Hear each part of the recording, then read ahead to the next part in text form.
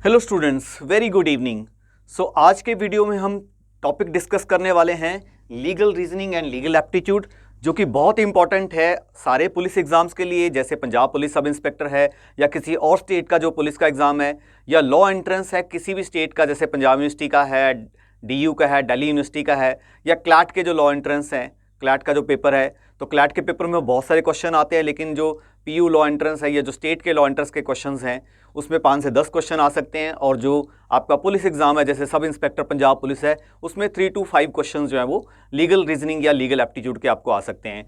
तो legal reasoning को समझने से पहले आपको लीगल एप्टीट्यूड मीन जो लीगल टर्म्स हैं वो अंडरस्टैंड होना बहुत जरूरी है। तो वैसे लीगल रीजनिंग होती क्या है, आपके पास क्या है, एक लीगल प्रिंसिपल दिया होगा, मीन्स कोई लॉ दिया होगा, फैक्ट्स दिए होंगे। उसके बाद एक फैक्चुअल सिचुएशन आपके सामने अराइज की जाएगी कि अगर वो पर्सन ऐसा करे तो इस लॉ के बेस पे उसको क्या सज़ा मिलनी चाहिए, नहीं मिलनी चाहिए। उसके बाद आपको ऑप्शन में से चूज़ करना है। लीगल रीजनिंग के क्वेश्चंस आप तभी कर सकते हैं जब आपको लीगल एप्टीट्यूड का या लीगल टर्म्स का या लीगल मैक्सिम्स का जो है वो अच्छे से नॉलेज है। तो मैं आज के इंट्रोडक्टरी वीडियो में आपको कुछ पहले बेसिक लॉ की बातें समझाऊंगा, फिर अगले लेक्चर्स में हम धीरे धीरे टर्म्स को एडवांस में हम करेंगे।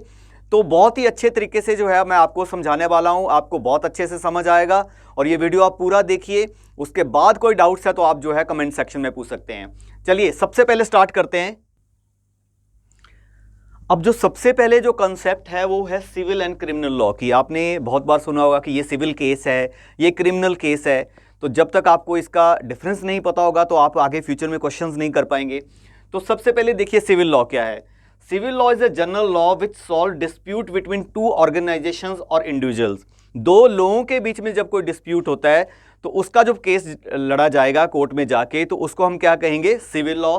जैसे सिविल लॉ में प्रॉपर्टी, जैसे एक पर्सन और बी पर्सन के बीच में कोई प्रॉपर्टी का झगड़ा हो गया, मनी को लेके कोई डिस्प्यूट है, हाउसिंग को लेके मींस मान लो टेनेंट और लैंडलॉर्ड के बीच में कोई लड़ाई झगड़ा हो गया, डाइवोर्स के जो केसेस हैं, कस्टडी ऑफ चाइल्ड को लेके जो केसेस हैं, ये सारे जो हैं किसके अंदर आएंगे, ये सारे आएंगे सिविल लॉ के अंदर।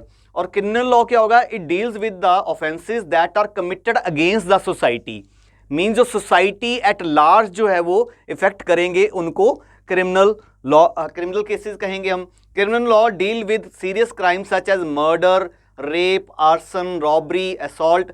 अब आपके माइंड में ये डाउट आएगा कि सर ए ने बी का मर्डर किया, ये तो ए ने बी का मर्डर किया, तो ये तो 2 इंडिविजुअल के बीच में लड़ाई हुई, ए ने बी का मर्डर किया, तो इसको हमने सिविल केस क्यों नहीं लिया, इसको हमने क्रिमिनल केस क्यों नहीं लिया। तो ये हम अगली स्लाइड में डिस्कस करेंगे।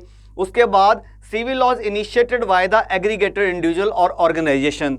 मीन्स सिविल लॉ में मान लो मेरे लैंडलॉर्ड के साथ झगड़ा है, तो मैंने जब केस डाला उसके खिलाफ कि इन्होंने मेरे से रेंट ज़्यादा ले लिया, तो मैं जो केस डालता है उसको कहते हैं प्लेंटिफ। ये सारी टर्म्स इंपॉर्टेंट हैं, इसको कहेंगे प्लेंटिफ। और जो उस केस को लड़ेगा, मींस मेरा जो लैंडलॉर्ड अगर वो केस को लड़ रहा है कि हाँ मैंने उसके खिलाफ केस डाला है, तो वो उसको डिफेंड करेगा, उसको क्या कहेंगे, डिफेंडर कहेंगे, डिफेंडेंट। और government file the petition in case of criminal law. Means criminal law जो है, जैसे अगर आपने कि कभी कोर्ट में गए होंगे तो आपने सुना होगा स्टेट वर्सेस रामलाल, तो रामलाल हाजिर हो, सुना ना आपने, ऐसे मूवीज में भी दिखाया जाता है रामलाल हाजिर हो। अब कोई रामलाल है जो मूवीज इस वीडियो को देख रहा है, प्लीज इसको ऑफेंड ना फील करना, ये एक जनरल बात कर रहा हूं मैं, Ramlal. Okay, in case of civil law there is no punishment like criminal law. Means civil law में पनिशमेंट नहीं होगी, इसमें क्या होगा, कंपनसेशन मिलेगी। मींस मान लो मेरा और एक पर्सन का पंखे को लेकर लड़ाई झगड़ा हो गया, तो अगर कोर्ट में मैं केस जीत जाता हूं, वो पंखा जो है 1200 रुपये का है, तो कोर्ट ऑर्डर करेगा कि इसको 1200 रुपये की या उससे ज़्यादा कुछ अपना टैक्स वगैरह मिला के, या उसकी जो बैंक के इंटरेस्ट वगैरह मिला के, या वकील का खर्चा मिला के जो इसको कंपनसेशन दी जाए। लेकिन क्रिमिनल केसेस में क्या होगा, क्रिमिनल केसेस में पनिशमेंट जो है वो सीरियसनेस ऑफ क्राइम को लेके डिसाइड की जाएगी। अब मर्डर की अलग सजा है, थेफ्ट की अलग सजा है, रेप की अलग सजा है, ऐसे अलग अलग सजा है। तो ये सजा जो है कैसे डिसाइड की जाएगी, कितना सीरियस क्राइम किया गया है। In the civil cases the defendant is considered to be either liable or not liable. Means ये नहीं माना जाएगा कि ये जो है वो गिल्टी है या नहीं है, ये लाइबल है भी, अपना जो उसने कंपनसेशन देने के लिए लाइबल है या नहीं लाइबल है। और क्रिमिनल केसेस में क्या होगा, defendant is considered as either guilty or not guilty. अब जैसे पिक्चरों में देखते हो ना आप, इनको बाइज्जत बरी किया जाता है। मींस अगर उसके खिलाफ जो है केस प्रूव नहीं हुआ, एविडेंस हुए, गवाही हुई, सब कुछ हुआ, नई चीजें प्रूव हो पाई, तो इसको बाइज्जत बरी किया जाता है। तो गिल्टी और नॉट गिल्टी। तो ये बेसिक हमारी कंसेप्ट होगी सिविल लॉ और क्रिमिनल लॉ को लेके। अब देखिए कि पिछली स्लाइड में मैंने आपको बताया कि जैसे आप किसी के माइंड में ये क्वेश्चन आया कि सर एक ए ने बी का मर्डर कर दिया, तो ये तो दो लोगों के बीच में जो है वो केस हुआ, तो इसको हमने क्रिमिनल लॉ क्यों नहीं माना, इसको हमने क्रिमिनल लॉ क्यों माना, इसको सिविल लॉ क्यों नहीं माना। तो देखो लॉ में एक बहुत इंपॉर्टेंट चीज है, there are two essential ingredients of every crime. जैसे अगर आप चाय डालते हो तो चाय में चीनी डालोगे, पत्ती डालोगे, इंग्रेडिएंट्स कहते हैं ना इसको। तो क्राइम के लिए दो इंग्रेडिएंट्स जो है बहुत इंपॉर्टेंट है किसी भी क्राइम को प्रूव करने के लिए। पहला है द क्रिमिनल एक्ट। मान लो मैंने किसी को तलवार मारी, तो ये क्रिमिनल एक्ट हो गया, मींस मैंने तलवार चलाई, ये क्या हुआ, एक्ट हुआ। एंड द गिल्टी माइंड, कि हां मेरा दिमाग जो है उसको तलवार से मारना चाहता था, ये क्या हो गया, गिल्टी माइंड। अब जो क्रिमिनल एक्ट हो, इसको ध्यान से सुनो, इस वीडियो को, इस पार्ट को। जो क्रिमिनल एक्ट है उसको कहते हैं एक्टस रियुस, और जो तो गिल्टी माइंड है वो है मेंस रिया। अब मान लो कि मेरा माइंड जो वो गिल्टी नहीं है, मैं यहां पर जो है तलवारबाजी सीख रहा हूं। अब मैं यहां आके तलवारबाजी सीख रहा हूं, और मेरे कैमरामैन जी हैं रजत जी, जो हमारे यहां पर, रजत जी आप आइए प्लीज, यहां पे आइए। अब रजत घूमता हुआ आ रहा है, और रजत जो है वो, मैं यहां तलवारबाजी कर रहा हूं, और रजत जो है अपना गला आके यहां पर आगे लगा देता है, तो रजत जी का गला जो है वो कट गया, रजत जी का काम तमाम। तो अब क्या मेरे ऊपर मर्डर का चार्ज लगेगा? बिल्कुल नहीं लगेगा, क्योंकि मेरा जो माइंड है, ऑल्दो एक्ट इज मर्डर, लेकिन जो मेरा माइंड है वो गिल्टी नहीं था, मैं तो सिर्फ तलवारबाजी एज ए स्पोर्ट सीख रहा था। अब रजत जी ने आके अपनी गर्दन जो है वो आगे कर दी, इट मींस कि मेरा माइंड जो है वो गिल्टी नहीं था, तो मेरे ऊपर जो है वो जो मर्डर वाला चार्ज नहीं लगेगा। ऑल्दो एक बार केस बनेगा, मुझे कोर्ट में जाके प्रूव करना पड़ेगा कि मैं जो है मैं तो सिर्फ तलवारबाजी सीख रहा था, मैं जो है वो ये सारी चीजें उसको मारना नहीं चाहता था। Therefore, it is said that the fundamental principle of penal liabilities, ये अब पेपर में आ जाता है, actus non facit reum nisi mens sit remis। इसका मतलब क्या हुआ? इसका मतलब हुआ the act itself is not criminal unless accompanied by a guilty mind। अब देखो देखो मर्डर का मतलब कि जानबूझ के किसी को मारा मैंने, तो मैंने एक्ट भी किया और मेरा माइंड भी गिल्टी था। लेकिन अब मान लो मैं कार चला रहा हूं, कार चलाते चलाते जो है मेरी कार भी नॉर्मल स्पीड पे चल रही है, 40-50 की स्पीड पे चल रही है, और एक आदमी बिल्कुल मेरी गाड़ी के आगे जो है वो आके गिर जाता है, और उसकी जो है वो डेथ हो जाती है अनफॉर्चुनेटली। तो क्या मेरा माइंड गिल्टी है या नहीं है? क्या मेरे ऊपर मर्डर की सजा लगेगी, या मेरे ऊपर ये लगेगा कि जो है एक्सीडेंट ड्यू टू नेग्लिजेंस लगेगा, या डेथ ड्यू टू एक्सीडेंट लगेगा? ये सारी चीजें जो है वो बाद में कोर्ट में जाके वकील जो है वो प्रूव करते हैं। तो इसलिए एक्ट अपने आप में क्रिमिनल नहीं होता, एक्ट को जब तक जो है वो गिल्टी माइंड नहीं हो। ये सबसे इंपॉर्टेंट चीज है लॉ में। जब भी आपने काम करना है, जब भी आप देखो, अगर आप क्लैट का पेपर दे रहे हो, लॉ का दे रहे हो, पुलिस का पेपर दे रहे हो, आपने 4 मूवीज जरूर देखनी है। एक तो वो जोली LLB 1, एक जोली LLB 2, एक दृश्यम जो थी इसकी, अपना जो कौन सा एक्टर था, अजय देवगन की, यस अजय देवगन की, और एक जो है गोविंदा की, मैं कभी झूठ नहीं बोलता। तो बहुत सारी बातें, बहुत सारे कंसेप्ट तो आपको ये 4 मूवीज देख के ही समझ आ जाएंगे। अब इसमें क्या एक्सेप्शन है? देखो इसमें मैंने आपको बताया था कि गिल्टी माइंड होना चाहिए। तो अब इसमें कहता है कि criminal act is not punishable because it is not accompanied by a guilty mind. इसलिए child below 7 year can not commit a crime. जो 7 साल से छोटा बच्चा है ना, वो क्राइम नहीं कर सकता, क्योंकि उसका माइंड, हम ये ज्यूम करके चलते हैं कि उसका जो माइंड है वो गिल्टी नहीं हो सकता। इसी तरीके से एक इंसेन पर्सन है, जो पागल इंसान है, जिसको पागल प्रूव कर दिया गया है डॉक्टर्स के द्वारा, वो भी कभी मर्डर नहीं कर सकता। तो आपने हिंदी मूवीज में देखा होगा, वो जो विलन होता है, जो मर्डर कर देता है, उसका जो वकील है, उसको बाद में जाके जो है वो ये प्रूव कर देता है कि ये तो जो पागल है, ये कभी मर्डर कर ही नहीं सकता, ये कभी रेप नहीं कर सकता। तो फिर वो ये सारी जो लॉ की जो कहते हो कमियां, कह लो आप, कमियां तो नहीं कह सकते, कि जो वकील ने उसको ऐसा कर दिया कि उसको ये प्रूव कर दिया कि भाई ये इंसेन पर्सन है, इसलिए मर्डर नहीं कर सकता या ये रेप नहीं कर सकता, और वो बाद में जाके उसको जो वहाँ पर जो है इंसेन प्रूव करने के बाद उसको वहाँ हॉस्पिटल में रख दिया जाता है, और थोड़े दिनों के बाद जो है वो रिहा हो जाता है, क्योंकि उसके खिलाफ कोई एविडेंस नहीं मिलता है। इसी तरीके से attempt to commit crime is punishable even though attempt fails. अब इसका मतलब ये नहीं है कि मान लो क्या अटेम्प्ट टू मर्डर पे भी सजा मिलेगी या जब तक बंदा मरता नहीं है तब तक उसको सजा नहीं मिलेगी। अब मान लो मैंने जो है वो तलवार चलाई और जो है रजत ने जो है तलवार जानबूझ के मैंने रजत को मारना चाहा, लेकिन रजत ने किसी तरीके से अपने आप को बचा लिया, तो क्या मेरे ऊपर जो है मर्डर का चार्ज लगेगा या नहीं लगेगा? बिल्कुल लगेगा, क्योंकि attempt to commit crime is punishable. अब ये नहीं है, अब मान लो जैसे मैंने क्या किया, मैंने जो है पूरा चाकू खरीद लिया या मैंने गोली जो है बंदूक खरीद ली, ठीक है। बंदूक खरीदने के बाद जो है मैंने पूरी तैयारी कर ली, मैं रजत के घर गया, रजत के घर जब मैं उसके ऊपर तलवार चलाने लगा तो उसके 4 रिश्तेदार भी घर में बैठे हुए थे, तो उन्होंने जो है मेरे को पकड़ के मेरे को रजत को मारने नहीं दिया। तो अब क्या मेरे ऊपर मर्डर का चार्ज लगेगा या नहीं लगेगा? बिल्कुल लगेगा, क्योंकि attempt to commit crime is punishable. तो मेरे ऊपर वही मर्डर का चार्ज लगेगा, प्रॉपर केस चलेगा, कोर्ट में जाके मेरे को जो है वो गिल्टी प्रूव किया जाएगा या नॉट गिल्टी प्रूव किया जाएगा। ये कौन करेगा? ये वकील करेंगे, एविडेंस होगा, गवाहियां होंगी, सब कुछ होगा, उसके बाद ये चीजें प्रूव होगी। सो essential ingredients of every crime, ये जो है क्या हो गया? एक्टस रियोस एंड मेंस री। ठीक है, ये कंसेप्ट समझ आ गया अच्छे से। चलो आगे चलते हैं। अब नेक्स्ट है, आपने देखा होगा किडनैपिंग और अबडक्शन, 2 वर्ड सुने होंगे आपने। अब डिफरेंस क्या है? Kidnapping means taking away a person against his और विल बाय फोर्स, थ्रेट और डिसीट। डिसीट मीन्स धोखे से। अब मान लो बाई फोर्स ले गए, उठा के ले गए, है ना, बाई थ्रेट उसको धमकाया कि तेरे माँ बाप को मार देंगे या कुछ ऐसा कर देंगे, बाई डिसीट धोखे से ले गए। अब छोटा बच्चा है, उसको बोला कि बेटा तुम्हारे पापा वहाँ पर जाके उस घर में तेरी वेट कर रहे हैं। अब उसको लगा कि मेरे पापा वहाँ पर वेट कर रहे हैं, तो वो उस पर्सन के साथ जो है चला गया डिसीट के, है ना, धोखे से, और वहाँ जाके उसको कमरे में बंद कर दिया या फिर उसके बाद रैंसम कॉल वगैरह कर ली, तो इसको क्या कहेंगे? किडनैपिंग कहेंगे। ओनली ए मेल बिलो 16 ईयर और a female below 18 year can be kidnapped. Means अगर मेल 16 साल से नीचे है और फीमेल 18 साल से नीचे है तो उसका क्या होगा? किडनैप होगा।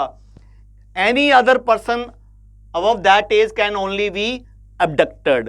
मीन्स जो बच्चे अब ये वीडियो देख रहे हैं और जो पुलिस का एग्जाम दे रहे हैं वो सारा 18 साल से ऊपर हैं, या लॉ का पेपर दे रहे हैं, अगर 18 साल से ऊपर हैं तो आपका क्या होगा? आपका किडनैप नहीं होगा माय डियर, आपका क्या होगा? अबडक्शन होगी। तो ये किडनैप वर्ड जो है ना, आप कहते रहते हो घर वालों को कि मेरा किडनैप हो गया, ये हो गया, वो हो गया, अबडक्शन होगा। अबडक्शन क्या है? An offence in which a person is moved from one place against his और विल। उसकी मर्जी के खिलाफ आप एक पर्सन को दूसरी जगह से ले जाते हो, है ना। Moved from one place to another by forcefully compulsion, मतलब उसको फोर्स कैसे किया? उसकी जो है आपने गर्दन पे अपना सर के ऊपर जो है बंदूक रख दी कि चल तू, चलना पड़ेगा तेरे को, तो फोर्सफुल कंपल्शन होगी। By use of deceitful means, धोखा दिया कुछ कि मैं अगर तू मेरे साथ नहीं चला तो मैं तेरे माँ बाप को मार दूंगा, तेरे बीवी बच्चे को मार दूंगा, जैसे मूवी में दिखाया जाता है, तो इसको क्या कहेंगे? एबडक्शन। तो किडनैप क्या होगा? 16 साल से नीचे मेल और 18 साल से नीचे फीमेल का, और एबडक्शन इससे ऊपर। अब जो नेक्स्ट कॉन्सेप्ट है वो है अवेलेबल एंड नॉन अवेलेबल, है ना। आपने सुना होगा बेल। बेल मतलब बेल को हिंदी में क्या कहते हैं? क्या कहते हैं बताओ कमेंट में। हाँ जी, तो बेल मतलब उसको क्या मिल गई? क्या मिल गई? जमानत मिल गई। अब बेल मिल गई मतलब जमानत मिल गई। क्या जमानत मिलना मेरा राइट है? क्या जमानत, मैंने अगर कोई क्राइम किया है तो क्या मैं जमानत ले सकता हूं, या जमानत देना या नहीं देना पुलिस या मजिस्ट्रेट का काम है? तो 2 तरीके के ऑफेंस होते हैं। देखो, एक होता है अवेलेबल ऑफेंस, जहां जो अक्यूज्ड है उसका राइट है, मींस आपको वहीं पर पुलिस थाने में जाके ही ऐसे ऑफेंसेस जहां आपका राइट है। और नॉन अवेलेबल ऑफेंसेस मींस जहां आपका राइट नहीं है अक्यूज्ड का, कोर्ट के पास डिस्क्रिशन है कि वो आपको बेल दे या आपको जमानत दे या नहीं दे। अब देखो क्या होगा, मान लो ए ने कोई क्राइम किया, अब वो अवेलेबल है या नहीं अवेलेबल है वो बाद, नॉन अवेलेबल है मान लो, है ना। अवेलेबल में तो वहीं पर जमानत मिल जाएगी। अब जब पुलिस ने उसको मजिस्ट्रेट के सामने पेश किया, अब मजिस्ट्रेट के सामने जो है वो 3 ऑप्शंस हैं। क्या क्या ऑप्शन है बताओ?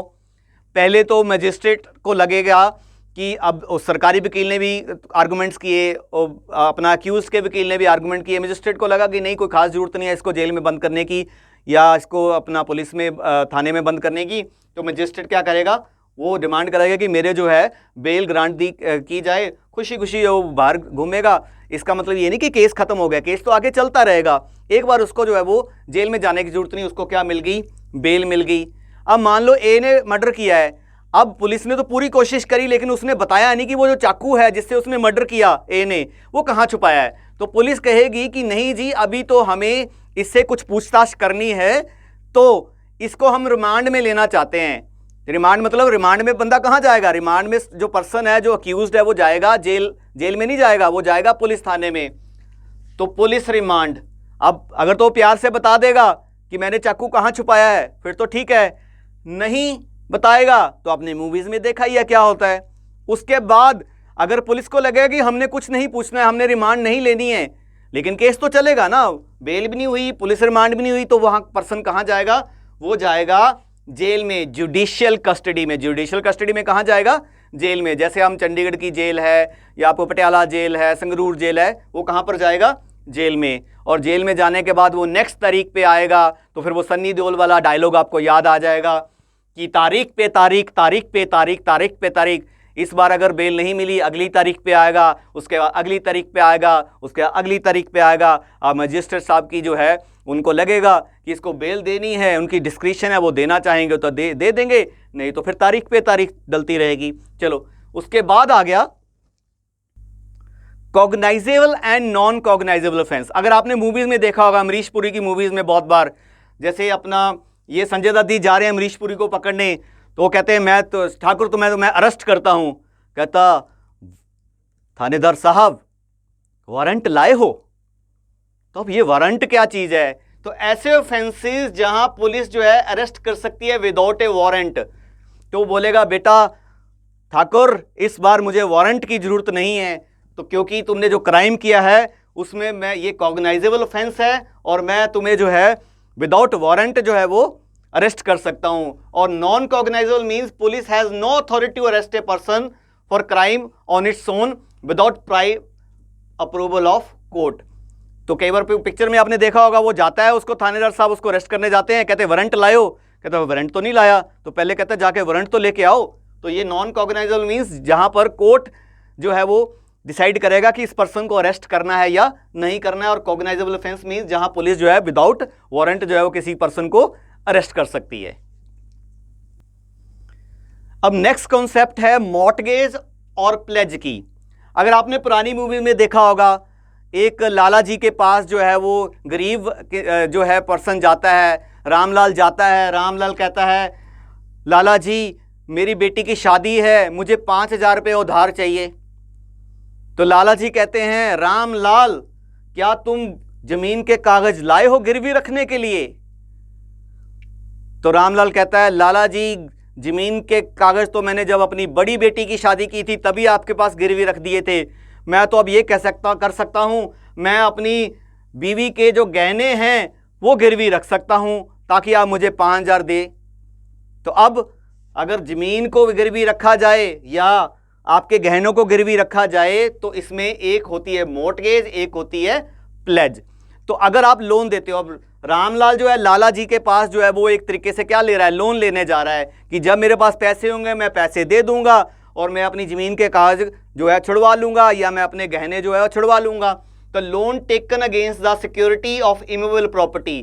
अब अगर आपने लोन लेना है, इमूवेबल प्रॉपर्टी क्या है, जो मूव नहीं कर सकती, अब ज़मीन को तो कोई उठा के थोड़ी ले जाएगा। तो इमूवेबल प्रॉपर्टी को गिरवी रख के जो लोन लिया जाता है उसको क्या कहते हैं, हम कहते हैं उसको मॉर्टगेज।